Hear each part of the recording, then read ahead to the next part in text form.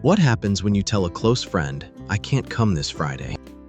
Do they accept your answer or keep pressing until you feel guilty? That moment may reveal more than months of easy conversation. A friendship is not only tested by agreement, it is also tested by difference. A missed text may be carelessness. Repeated silence after every disagreement may be something else. The difference is found in what keeps happening, how they respond to correction, and what follows when you set a reasonable limit. In this video, we will walk through 5 questions Christians should ask before judging, repairing, stepping back, or walking away. They will help you separate misunderstanding from repeated harm, sincere change from temporary words, and concern from pressure. You will also see why a whole group can stay silent when something feels wrong, and why pain does not always reveal another person's reason. James 1:19 tells believers to be quick to listen, slow to speak, and slow to become angry. That is not weakness. It is careful judgment. Your feelings matter, but they are not the only evidence. A reaction is information. It is not the whole verdict.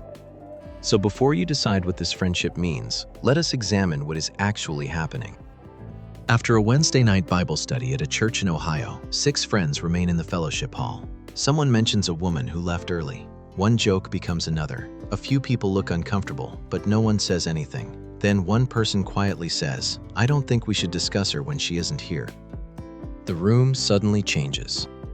Before that sentence, each person had been reading everyone else's silence as approval. One thought, "Maybe I am too sensitive." Another assumed, "If this were really wrong, someone else would speak." So the conversation continued, even though several people did not truly agree with it inwardly. Researchers call this pluralistic ignorance. It happens when people privately question what is happening, but wrongly believe the group accepts it. The same response has been observed in workplaces and other groups, where people stay quiet because they wrongly assume everyone else agrees. People do not always follow what they believe. Sometimes they follow what they think everyone else believes. So what would happen if one person calmly stopped laughing? They might discover that 2 others were waiting for permission to be honest. The power of that moment is not volume, it is clarity. A simple sentence can remove the false impression that everyone approves. Ephesians 4:15 tells believers to speak the truth in love. That means truth without humiliation. It means courage without turning the room into a public trial. You do not need a speech. You may only need to say, "This does not feel right," or "Can we talk about something else?" And brother, sister, this matters because a harmful friendship circle is not always held together by one dominant person. Sometimes it is held together by 5 quiet people who each believe they are standing alone. Sometimes the strongest influence in a friendship circle is not the loudest voice. It is the silence everyone misreads. One honest sentence can change a group. A simple "no" can also reveal how a friendship handles difference. Imagine a friend invites you on a weekend road trip, but you need to care for your mother and send one simple message, "I can't make it Saturday." A respectful friend may feel disappointed. They may ask once whether another date would work. Then they accept your answer without asking you to prove your loyalty. Pressure sounds different. The calls keep coming. The texts become heavier. "You always do this." "I guess I know where I stand." Your decision is treated as a personal attack, even though you never attacked anyone. The goal is no longer understanding. The goal is changing your answer. Punishment goes further. The friend stops speaking to you for 3 days. They complain about you to mutual friends. They withdraw warmth until you give in. That is not ordinary disappointment. It is an attempt to make honesty feel too expensive.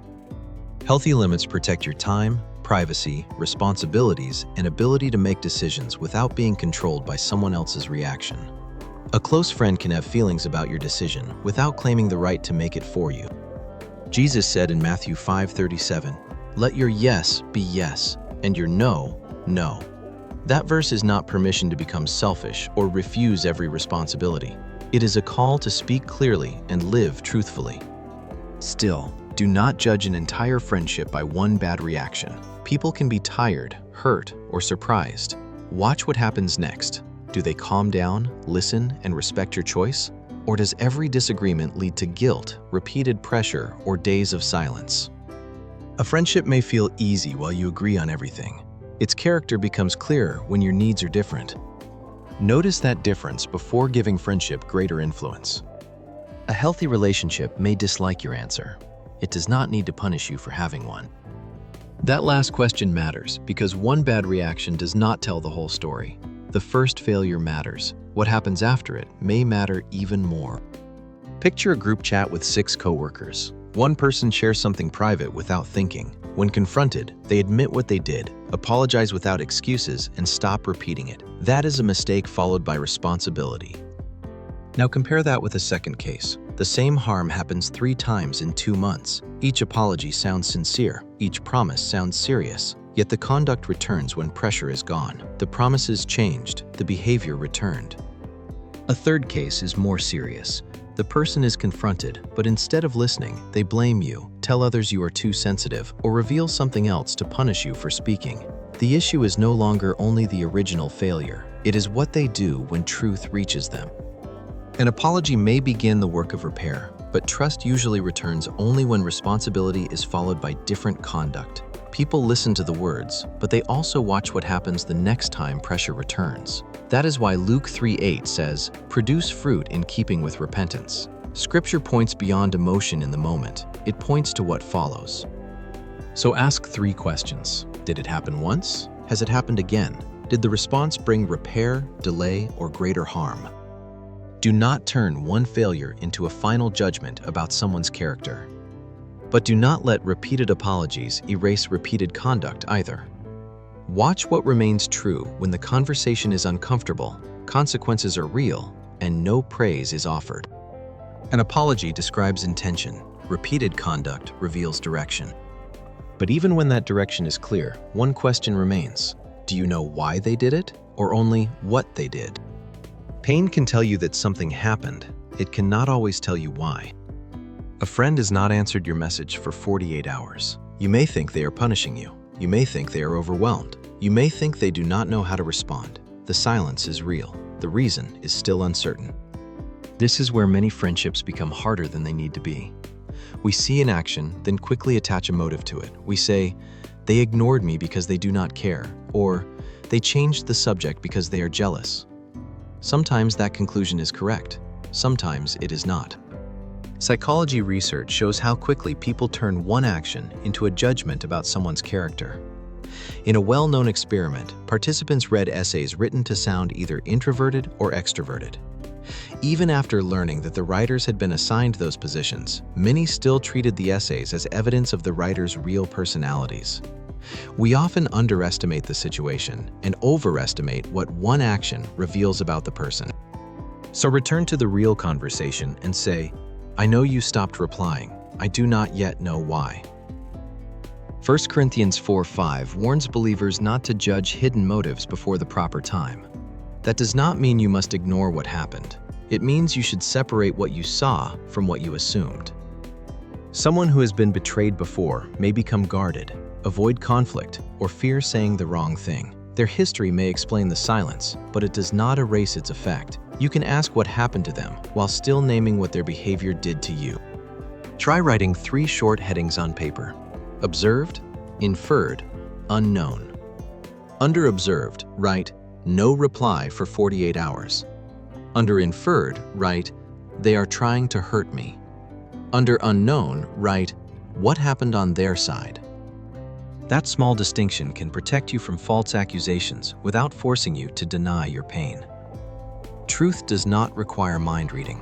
It requires careful words, honest questions, and patience before conclusions. You do not need to know someone's hidden motive before you describe the visible impact. Once you have named the impact without pretending to know the reason, the next question becomes practical. What should you do now? Not every friendship problem deserves the same response. Begin with the smallest response that is still honest about what happened. If the situation is unclear and it is safe to ask, meet at a coffee shop and say, "When that happened, I understood it this way. Is that what you meant?" If the facts are already clear, make one observable request. "When you shared that private message, I felt exposed. Please do not repeat it." If the same conduct returns, the response may need to change. Daily calls may become one conversation a week, and private decisions may no longer be shared. You may keep kindness without returning to the same closeness. Distance is not revenge. It is sometimes the space needed to see whether change is real. If you feel confused, pressured, or spiritually manipulated, seek counsel outside the friendship. In the United States, that may mean a licensed counselor or a pastor who is accountable to others and willing to hear both facts and concerns. And if there is stalking, coercion, threats, or violence, contact the National Domestic Violence Hotline or another qualified local service. In danger, a safety plan matters more than a perfect final conversation. When danger is present, secure distance or end contact. Do not meet alone simply to prove courage or kindness. Ask trusted people to help you leave safely. Document serious threats, and act quickly on guidance from qualified professionals in your area. Romans 12:18 says, "If it is possible, as far as it depends on you, live at peace with everyone." Notice both limits. If it is possible, as far as it depends on you.